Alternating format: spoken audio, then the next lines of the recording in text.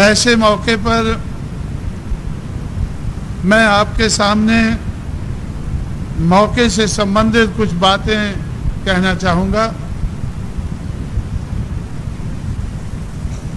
साथियों, चुनाव तो आप लोगों ने पहले भी बहुत से लड़े हैं। रिपब्लिकन पार्टी के माध्यम से लंबे अरसे से आप लोग चुनाव लड़ते आए हैं और किस लिए आप लोग चुनाव लड़ते हैं ये भी आप लोगों को जानकारी है। किस मूवमेंट को आप लोगों को चलाना है, आप लोगों ने चलाने की कोशिश की है, ये भी जानकारी है। नागपुर को बाबा साहब अम्बेडकर की कर्मभूमि कहते हैं, तो ऐसे लोगों की क्या जिम्मेवारी है इसकी भी आप लोगों को जानकारी है। आप लोगों ने वो जिम्मेवारी कितनी निभाई है इसकी भी आप लोगों को जानकारी है और मुझे भी जानकारी है। तो इस सारी जानकारी के बाद आज मैं आप लोगों के बीच में ऐसे मौके पर आया हूं, आप लोगों को अपने ऊपर भरोसा कायम कराने के लिए आप लोगों के बीच में आया हूं। आप लोग जानकार लोग हैं, हर प्रकार से जानकार लोग हैं, लेकिन जानते हुए भी अपनी जिम्मेवारी को आज तक उस पैमाने पर नहीं निभा पाए हैं जिस पैमाने पर निभाना चाहिए था। ये काम अभी बाकी है। जानकारी का काम तो बहुत कुछ हो चुका है। मैं आज अमरावती की तरफ से आते वक्त, आरवी की तरफ से आते वक्त, जब मैं रिजर्व बैंक के पास से गुजर रहा था तो मैंने अपने साथी से, उबाले से पूछा कि इधर कुछ हमारे पुराने साथी थे जो मुझे अच्छी तरह से जानते हैं, मैं भी जानता हूं, वो अध्ययन मंडल चला रहे थे। अभी भी वो अध्ययन कर रहे हैं क्या?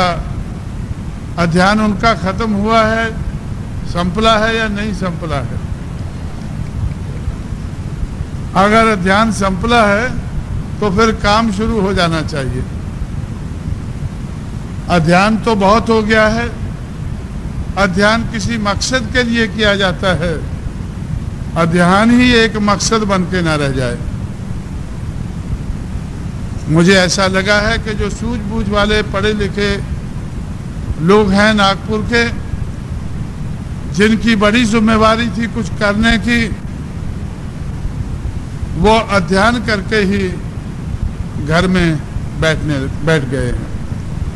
जब कुछ पैसा इकट्ठा हो जाता है तो सोचते हैं कि एक खोली और बना लो। अध्ययन करने के बाद खोली बनाना, तो भाई खोली बनाने के लिए क्या ध्यान की जरूरत है? खोली बनाने के लिए एक खोली और बन जाए, एक बच्चे को और आगे बढ़ा दें, तो इसके लिए ज्यादा अध्ययन की जरूरत नहीं है। अध्ययन इसलिए किया जाता है कि अध्ययन करके, जानकारी हासिल करके, ज्ञान हासिल करके उसका किसी मकसद को पूरा करने के लिए इस्तेमाल किया जाए। इसलिए मैं नागपुर के जानकार साथियों से कहना चाहता हूं कि जो मकसद आप लोगों के सामने है, जिस मकसद को पूरा करने की आप लोगों की जिम्मेवारी है, वो मकसद अभी अधूरा है, पूरा नहीं हुआ है। मैं नागपुर में तो बाद में आया, पूना पहले पहुंचा, जब 1960 के लगभग मैं पूना में था, तो उस वक़्त तो मुझे इतनी जानकारी नहीं थी, इतनी दिलचस्पी भी नहीं थी। लेकिन 1964-65 में जब दिलचस्पी हुई, मैं अपने लोगों की मीटिंगों में जाने लगा, तो उस वक़्त के नेता कहा करते थे कि बाबा साहब अम्बेडकर ने हमें कहा था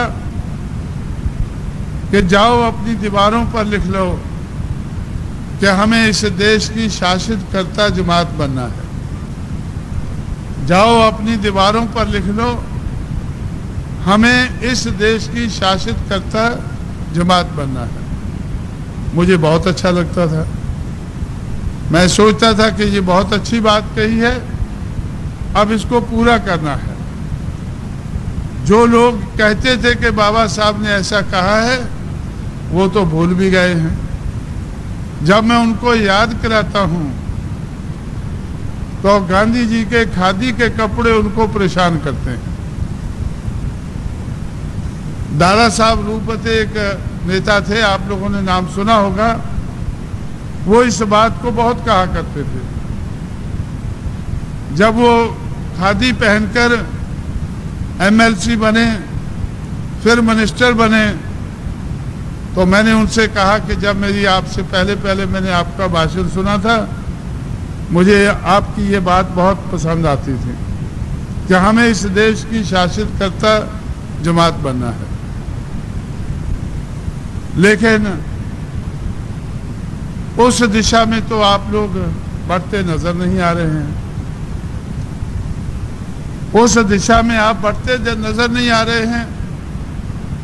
आप तो कांग्रेस के पीछे खड़े हो गए हैं, कांग्रेस के पिछलग्गू बन गए हैं।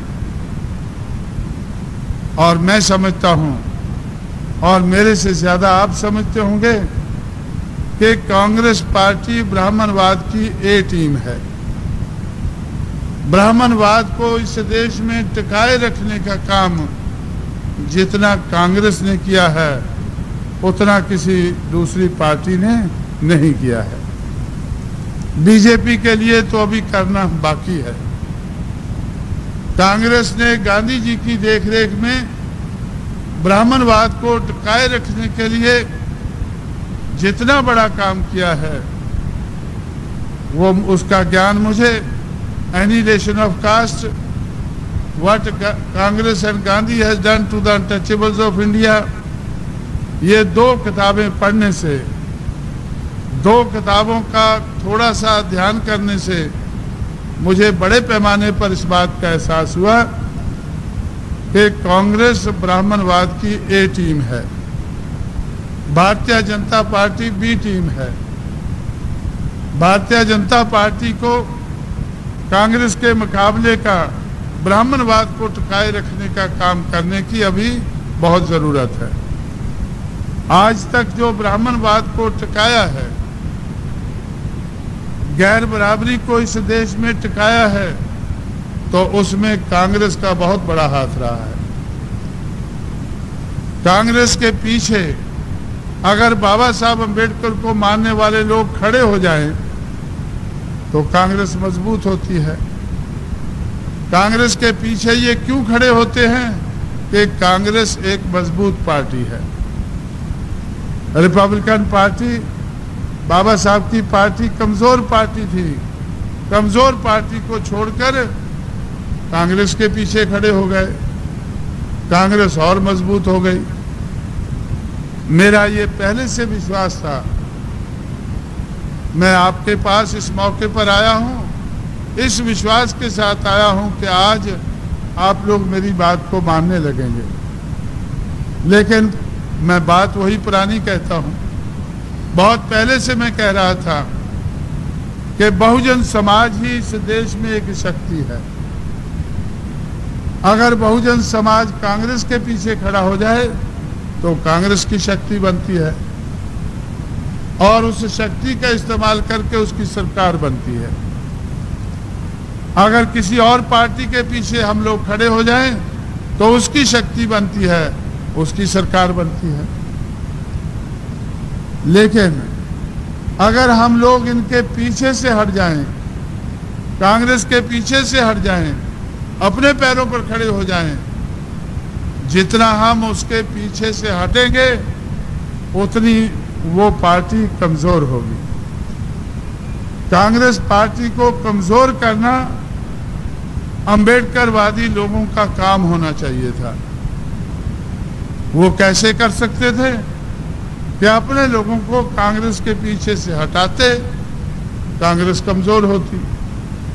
लेकिन अंबेडकरवाद को चलाने की जिन लोगों की जिम्मेवारी थी, वो लोग दूसरों को कांग्रेस के पीछे से हटाने की बजाय खुद कांग्रेस के पीछे जाकर खड़े हो गए।